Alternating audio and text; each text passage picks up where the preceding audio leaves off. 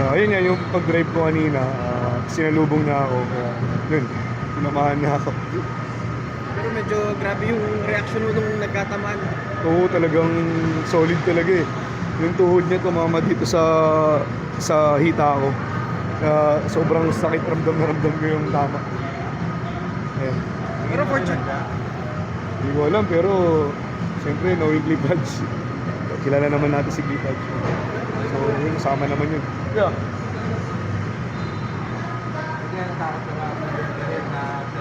Oo, kinabahan ako sobra. Kasi talagang yung pagtama niya sa akin, talagang ramdam na ramdam ko yung sakit eh. Alam mo yun, hindi ko siya magalaw.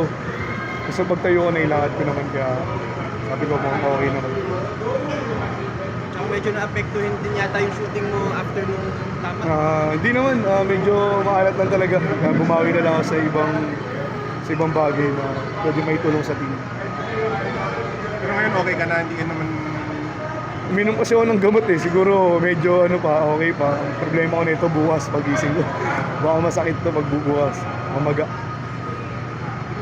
Pero yung kasi ikaw yung nagpasa kay Fuller, no? Sa game winning shot niya. So, lang yung tumatakbo sa isip mo nung time na yun. Tsaka knowing na medyo nag-i-struggle ka nga offensively. Kilala ko naman knowing Aaron talaga pag nasa ilalim niya, pag nakita mo may advantage, bigay mo na sa kanya.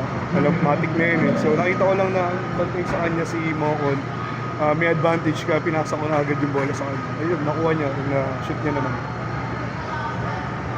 Walang MRI test o Wala naman kasi nailaro ko pa, mukhang okay naman siya. Talagang yun, solid lang talaga yung pagkakatama kanina, kaya talagang ramdam na ramdam ko. Pero goods naman. Thank you.